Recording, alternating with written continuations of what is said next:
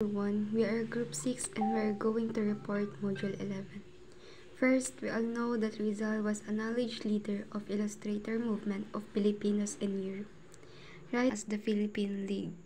With the help of Jose Maria Basa, Rizal drafted the organization's constitution. The La Liga Filipina operated under the motto, One Like All. Its aim was to maintain positive Spanish-Philippine relations, while advocating for unity and mutual protection among Filipinos. The organization sought to address injustice and encourage education, agriculture, and commerce. On July 3, 1882, the La Liga Filipina was officially founded in Tondo, Manila. Ambrosio Salvador served as president, Agustin de la Rosa as fiscal, and Bonifacio Arevalo as treasurer. Deodato Arellano was the secretary, and Rizal acted as an advisor.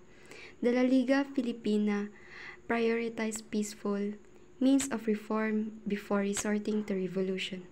The organization believed that through peaceful methods, Filipinos could achieve unity and implement desired changes. The first homecoming of Rizal was August 1887. His return in May 1892 was driven by several key reasons. There were certain reasons why Jose Rizal wanted to return again to his fatherland. The first reason, conference with Governor Dispol. Rizal wanted to discuss his proposal regarding Borneo colonization. He aimed to influence colonial policy.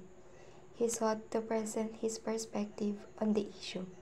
His proposal held significant implications for the Philippines. This conference was a crucial step in his political strategy. The second reason, establishing the La Liga Filipina. This was a primary reason for his return. He aimed to establish the organization firmly. He sought to build a network of supporters. He envisioned the La Liga as a vehicle for reform. The La Liga's success was central to his vision for the Philippines. The third reason, refuting Eduardo Delete. Delete had accused Rizal of cowardliness and abandoning the cause. Rizal sought to clear his name. He aimed to counter the negative propaganda. This was a matter of personal and political integrity. He wanted to restore his reputation and credibility. Si Rizal ay bumalik sa Manila noong June 26. Bumisita si Jose Rizal ay bumalik sa Manila noong June 26, 1892 na minarkahan ang kanyang ikalawang pag-uwi pagkatapos ng mga taon sa ibang bansa. Ang kanyang impluwensya at advokasya para sa mga reformang panlipunan ay nakita bilang isang banta ng mga otoridad ng Espanya. Pagdating si Rizal ay siniyasat ng mabuti ng mga otoridad sa takot na baka magdala siya ng mga revolusyonaryong materyales o magudyok ng kaguluhan. Nanatili siya sa Hotel de Oriente sa Binondo kung saan nakakonekta siya sa mga kaibigan at taga-suporta. Ang kanyang pagdating sa Manila ay umantong sa mga pagpupulong kay Gobernador General Julio Go Despidol at ang pagtatag ng La Liga Filipina. Bumisita si Jose Rizal sa Malolos at San Fernando sa Pampanga noong June 27, 1892 upang makipag-ugnayan muli sa mga lokal na mga pinuno at mga Pilipinong may pag-iisip sa reforma. Tinalakay niya dito ang mga isyu tulad ng mga kahirapan, mapang-aping buwis sa pilitang paggawa, pakikibaka sa pagmamayari ng lupa, at pang-aabuso ng mga opisyal ng Espanyol. Ang mga talakayan ni Rizal ay nagpalaki ng kamalayan at tumutulong sa pagbuo ng isang network ng mga taga-suporta para sa La Liga Filipina, isang organisasyong nagtataguyod ng mutual na tulong, pagtanggol laban sa mga pang-aabuso at edukasyon. Binigyang diin ng mga pagtitipon na ito ang pangako ni Rizal sa mapayapang reforma at pagkakaisa ng mga Pilipino. Noong June 28, 1892, si Jose Rizal ay nasa ilalim ng pagbabantay ng pamahalaan ng mga otoridad ng Espanya na nagpapakita ng kanilang kawalan ng tiwala sa kanya at sa kanyang mga gawaing reformista. Si Rizal ay isang kilalang tagapagtaguyod para sa reforma sa Pilipinas. Ay pinuna ng mga pang-abuso at kawalang katarungan ng mga sistemang kolonyal ng Espanya.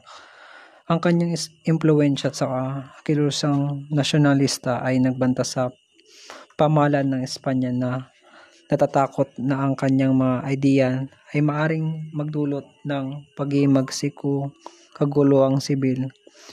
Ang pagmamatsyag na ito ay naglalaron ng tuluyang pagdakip at pagpapatapon kay Rizal habang hinahangad nilang neutralisayin ang potensyal na banta ni Rizal. June 29, 1892. Si Jose Rizal, isang kilalang tagapagtaguyod ng reforma, ay humihingi ng pakikipagpulong kay Espanyol Gobernador General Julio Despujol upang talakayin ang kanyang mga alalahanin tungkol sa pagkatapon. Nilalayon niyang linawin ang kanyang mga intensyon at tugon ang mga posibleng aksyon laban sa kanya. Gayunpaman, ipinagpaliban ni Despujol ang pagpupulong at posibleng upang masuri ang sitwasyon ni Rizal. Si Rizal ay dinakip at ipinatapon sa dapitan kung saan siya ay gumugol ng 4 na taon na minarkan ang isang makabuluhang pagbabago sa kanyang buhay. June 30, 1892, iminungkahi ni Rizal na magtatag ng isang pamayanan ng mga Pilipino sa North Borneo, ngayon ay bahagi ng Malaysia, upang magbigay ng libreng lugar para sa mga Pilipino na makakatakas sa pamumuno ng mga Espanyol. Si Rizal ay nakakuha ng isang paunang kasunduan mula sa British North Borneo Company, ngunit kailangan ng pag-apruba ng pamahalaan ng Espanya upang lisanin ang Pilipinas. Naging maingat si Gobernador General Despujol sa takot na ang kanyang proyekto ay maaring humantong sa damdaming makabansa o paglaban. Sa bandang huli, tinanggihan ang pamahalaang Espanyol ang proyekto ng Borneo ni Rizal na nagpapalalim ng tunggalian at humantong sa kanyang pag-aresto at pagpapatapon. Nakilala ni Jose Rizal si Gobernador General Julio Despujol noong July 3, 1892 upang talakayin ang kanyang mga ideyang reformista at ang mga kapakanan ng kanyang pamilya. Tinalakay niya ang pagkakaiba ng mga kapatid na babae dahil sa panggigipit at panliligalig ng gobyerno. Binuo ni Rizal at ng mga makabayang Pilipino ang La Liga Pilipina, isang progresibong organisasyon na naglalayong magkaisa ang mga Pilipino at isulong ang mapayapang mga reforma, pagtugon sa mga kawalang katarungan, panlipunan, tulong sa isa't isa at mga reforma sa ekonomiya at edukasyon. Good day everyone, I'm Jeremiah Rito Malta and I'm going to discuss about the aims of La Liga Filipina. Number 1. To unite the whole archipelago into one compact and homogeneous body. And this, they are recognizing the strength in unity. The objectives emphasizes the needs for Filipinos and to come together as cohesive force, transcending regional differences and standing united for a cause. Number 2. Mutual protection in every want and necessity. The Liga Filipinas sought to create a support system where every member had a safeguard against poverty, hunger, and other pressing needs. Okay? Number 3. Defense against all violence and injustice. Defense against all violence and injustice. The La Liga ensuring they were no longer victim of oppression. It sought to provide a collective shield against any form of injustice. Number 4. Encouragement of the education, agriculture, and commerce. The La Liga aimed to enhance the intellectual facilities of its members simultaneously. It focused on fostering agricultural and commercial activities, envisioning a self-sufficient and prosperous nation. Lastly, we have number 5, the study and application reform. Study and application reform delves into the depth of social issues, seeking inevitable solution and actively educating for change. And the La Liga Filipina, meron silang motto, which is yung Unus Instar Omnium. In English, one like all. Na Filipino, and beautifully expressed as bawat isa ay katulad ng lahat, underscoring the idea of equality and shared purpose. Next, we have the La Liga Filipina members. We have Jose Rizal, Ambrosio Salvador, Agustin de la Rosa, Bonifacio Arevalo, and Deodato Arellano. Number 1, Jose Rizal is the founder and advisor. And we have number 2, Ambrosio Salvador. Ambrosio Salvador is the president. He stood as the symbol of leadership guiding La Liga Filipina towards its novel objectives. And next, we have Agustin de la Rosa. Agustin de la Rosa served as the fiscal of overseeing legal matters, and he always ensured that the organization operated within the bounds of the law.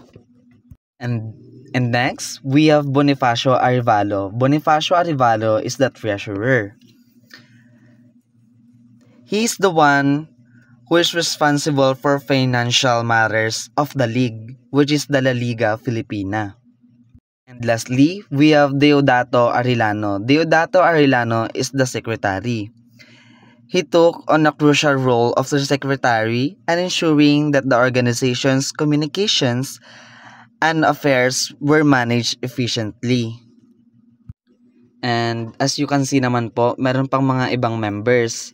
And sila ay si Bonifacio, Natividad, Salvador, Franco, Del Rosario, Lanuza, Mabini, Bautista, Dizon, Paez, Adriano, and Ong Jongku. And next, we have duties of the La Liga members. Number 1, obey the orders of the Supreme Council. As a member, lahat ng utos ng Supreme Council or nakakataas sa'yo, isusundin mo. Next, we have number 2, help in recruiting new members. As a member, you are allowed to recruit or maghikayat ng bagong members na sasama sa league nyo. Next, we have number 3, keep in strictest secrecy and decision of the La Liga authorities. Sinasabi dito na may pit na itinatago ang mga desisyon sa La Liga, which is hindi mo pwede itong ikwento or ibunyag sa iba ang mga napagkakasunduan o napag-uusapan sa loob ng La Liga. And next, we have number 4, have symbolic name which he cannot change until he became the president of his council. Magkakaroon ng simbolikong pangalan and gumamit ng espesyal na pangalan or nagsisilbing pagkakakilanlan at hindi ito maaaring palitan hanggat hindi siya naging pangulo ng grupo or ng council. Number 5, report to the fiscal anything that he may hear which affect the Liga to behave well as benefits a good Filipino. Siyempre as a member or parang kanila, kung ano yung makita mo or marinig mo na sa tingin mo makaka-apekto doon sa league nyo, you must report as soon as possible sa fiscal nyo. Because para magawan ng paraan or syempre iwas sabotage na rin. And lastly, we have number 6. Help fellow members in all ways. Syempre as a member, hindi kailangan makasarili ka. Parang syempre, if yung nakikita mo yung members mo na nahihirapan or parang may hindi siya mga kayang gawin, you must help them as a members to syempre pakikisama just like that. Arrested in jail in Fort Santiago. On July 6, 1892, si Rizal ay bumisita sa Malacañang Palace upang ituloy yung series of interview with Governor General. Ang journey na napunta sa hindi inaasang pangyayari. During the discussion, si Rizal is tinanong sa leaflets known as the Pobres Frailes or Poor Friars na nadiskubre sa pillow case ni Lucia. Itong leaflets na ito ay board authorship ni Father Jacinto and had been printed by the Imprenta de los Amigos del País sa Manila. Upon this inquiry, yung mundo ni Rizal is naging madilim. Siya ay inaresto and it was Ramon Despujol, the nephew and the aide of the Governor General. Si Despujol is siya yung nag-lead ng operation to escort si Rizal sa Fort Santiago. Ang pagkakulong ni Rizal ay hindi naging kapanipaniwala sa mga Pilipino. Rizal's diary. They assigned me a fairly furnished room with a bed, a dozen chairs, one table, a wash basin and a mirror.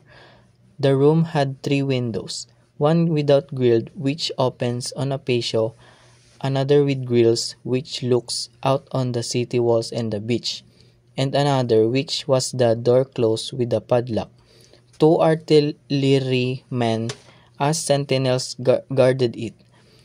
They had orders to fire on anyone who might signals from the beach.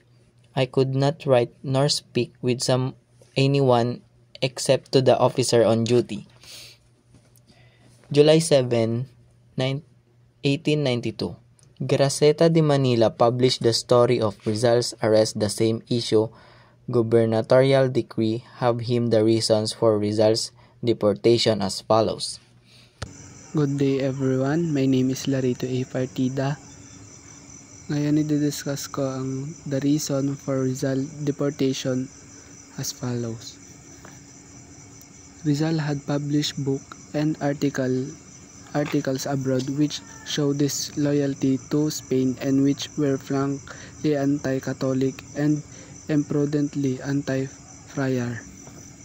Si Rizal ay nag-publish ng mga libro at artikulo sa ibang bansa na nagpapakita ng kawalang katapatan sa Espanya. Sa mga isinulat niya, hindi siya nagdalawang isip na ipakita ang kanyang galit at pagtutol hindi lang sa gobyerno ng Espanya kundi hindi na rin sa simbahang Katoliko. Frankly anti-Catholic ang mga sinulat niya, ibig sabihin lantaran niyang binatikos ang mga paniniwala at sistema ng simbahan.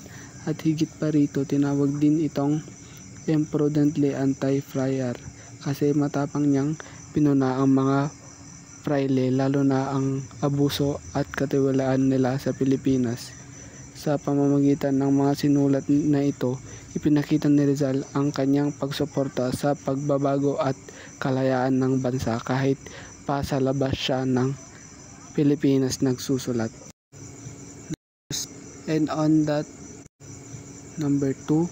A few hours after his arrival in Manila, there was found in one of the package a bundle of handbills entitled Pobres Frailes, in which patient and humble generosity of Filipinos is satirized, and which accusation is published against the customs of the religious orders.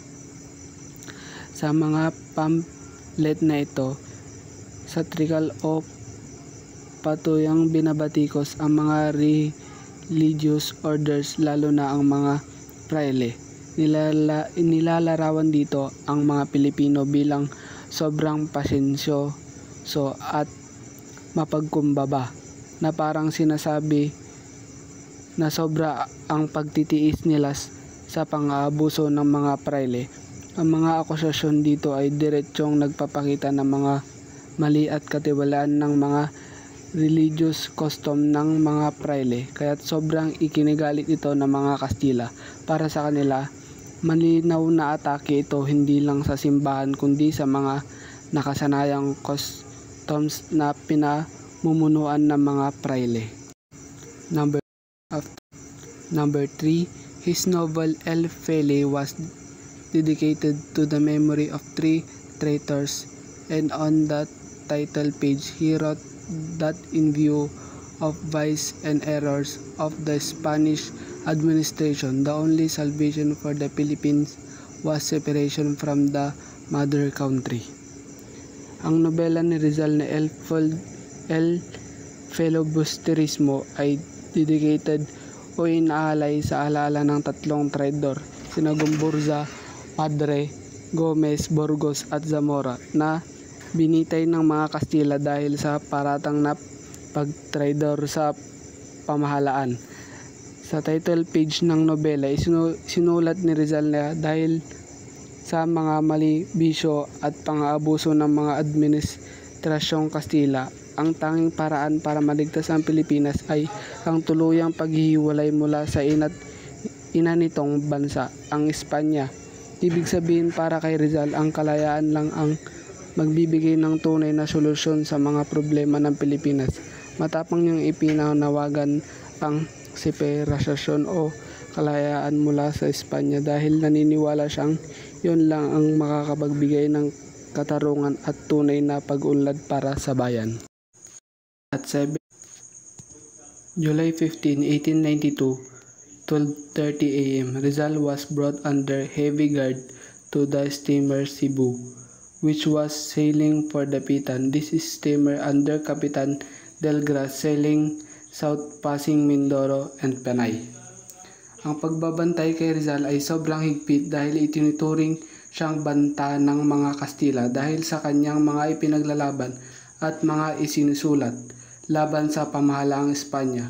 Ang biyahe na ito ay patungo sa kanyang pagkatapon sa Dapitan, kung saan siya ipapatapon para malayo siya sa mga taga-suporta niya at sa mga taong naiimpluwensyahan niya para sa kalayaan ng Pilipinas.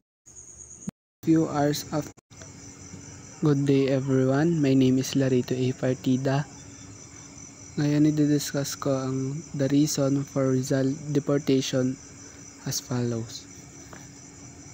Rizal had published book and articles abroad which show this loyalty to Spain and which were frankly anti-Catholic and imprudently anti-friar. Si Rizal ay nag-publish ng mga libro at artikulo sa ibang bansa na nagpapakita ng kawalang katapatan sa Espanya. Sa mga isinulat niya, hindi siya nagdalawang isip na ipakita ang kanyang galit at pagtutol hindi lang sa gobyerno ng Espanya kundi hindi na rin sa simbahang Katoliko. Frankly anti-Catholic ang mga sinulat niya, ibig sabihin lantaran niyang binatikos ang mga paniniwala at sistema ng simbahan. At higit pa rito, tinawag din itong imprudently anti-friar kasi matapang niyang pinuna ang mga fraile, lalo na ang abuso at katiwalaan nila sa Pilipinas. Sa pamamagitan ng mga sinulat na ito, ipinakita ni Rizal ang kanyang pagsuporta sa pagbabago at kalayaan ng bansa kahit pa sa labas siya ng Pilipinas nagsusulat. Number